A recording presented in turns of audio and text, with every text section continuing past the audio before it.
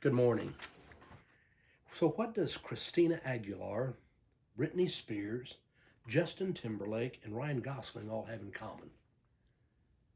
They all were Musketeers. I loved the Musketeer Club as a kid growing up. I loved going to Walt Disney World as an adult. Been there with my family and all the kids and the grandkids. There's something special about Walt Disney World. It's a great time. But you know this Disney, the Musketeer Club, the Mickey Mouse Club, it actually started back in 1955. It was Walt Disney who had the idea of doing this.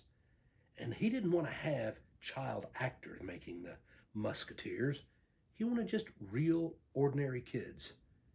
And so they went out and they wanted to choose 24. They had chosen 23 when Walt went to a school play for one of his children, and there he saw this young girl, about 12 years old.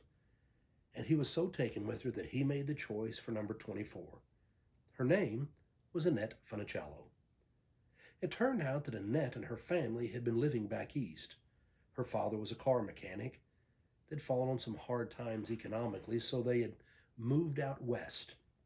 And when they came out west, again, it was still hard. Her mom was a stay-at-home mom. Her dad was working as hard as he could. But she was a very shy child, and the family wanted her to blossom. And so they saved up the money and sacrificed so that she could take some dance lessons and then some being able to play and do things. And so she was in this little show, this school show with some ability, and Walt was taken by her smile and her whole demeanor. Annette Funicello, she became a Mouseketeer, and it wasn't long. She was the most favorite Mouseketeer. She was 12 years old and she started getting 6,000 letters a week for her fan club. Now that would go on when she was 12, 13, 14, 15 years old. And we just kind of watched Annette grow up right before our very eyes. She was so kind, so fun. She seemed so genuine and approachable. She was a person of faith. All that came across because that's who she really was. When she became a young lady during the 60s, that also became a time when everyone got interested in making movies and the beach. And so now they started having beach blanket bingo and all these kinds of beach movies. And she became a movie star. The whole new thing was a bikini, a new way of dressing on the beach. But Annette Funicello felt such a commitment there to Disney that she made a commitment to Walt. She said, I will never wear a bikini that shows my belly button. She never did. No, she had this decorum about her.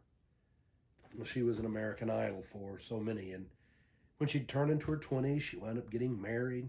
And it certainly looked like she had the perfect life. Had 3 children, and then about 15 years into the marriage, it fell apart. She got divorced, and that was so hard for her. 5 years later, well, she got remarried. And it was just a few years after that, she found in her mid-40s that her body just wasn't doing what it should do. She went to the doctor and discovered she had MS. This beautiful lady, midlife. They didn't have all the drugs they have now. They didn't know the things to do. Hers was a severe case, and 4 years later, she'd be confined to a wheelchair for the rest of her life. As the years started to go by, she found herself going down more and more until finally she was in bed all of the time, could not get out of bed. And back in 2013, at only 70 years old, Annette Funicello passed away. Before she did, back in the 90s, they wanted to create a movie made for TV sort of a thing. And they wanted to make it about her life and to show this young kid, so shy, becoming a musketeer and being in the Mickey Mouse Club and how that changed her life and all that went on. But it wanted to show the highs and the lows, and that's what it did. And in the movie, it was fascinating. You're seeing all the highs and lows, and you're coming to the end of the show, and she's now confined to a wheelchair, and that's where she's going to wind up being. She goes to teach some children at a school. And here the actress is sitting in a wheelchair. She's talking to the children, and then she turns to leave. She turns around the wheelchair and starts to go, and then she stops, and the wheelchair turns back around, And now you have to kind of catch it. The real Annette Funicello is sitting in the wheelchair. And now she looks at the children and she says, just remember, life doesn't have to be perfect to still be wonderful. That's worth thinking about. She, of all people, certainly would understand or know. Life doesn't have to be perfect to still be wonderful. It was through her faith she had found the strength to live through all the ups and the downs of all that life would bring. You know, I look at 2020, and boy, am I ever reminded that life doesn't have to be perfect to still be wonderful. It hadn't been a perfect year. Starting with the canceling of church back in March, all the time we could no longer be meeting. I look at what it's done to Wednesday Night Alive and what we're able to do there. And then the economic downturn, the great pain for so many people, all the need for food that we've been trying to supply, all the struggles of going back to school and all the kids who are remotely learning, trying to get on with an education, and all the pain that has caused for parents as they're trying to make this work. No, it hadn't been a perfect year.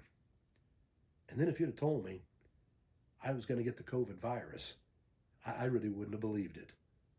You know, Marcia and I have been some of those who've really been careful, always wearing our mask, social distancing, trying to do the right things. But it happens. It happens. And right now, I'd love to be back at work because we are planning so many great things for the fall.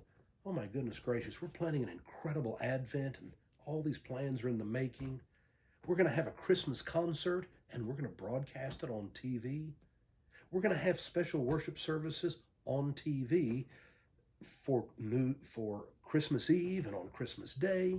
We're planning an all-church Christmas party where no one's going to gather in person, but we're going to have an incredible time all together. No, we are planning so many things. I don't want to be at home. But that's where I am. I'm doing okay. I am finding this issue they talk about with fatigue and the virus. I think that's been the most real thing, and that's the surprising thing to me, because fatigue isn't in my vocabulary, but right now, it is. We have to learn to live with life as the way it comes. And I will remember Annette's idea that life doesn't have to be perfect to still be wonderful. So wherever you find yourself today, I hope you go out and celebrate just how good life can be.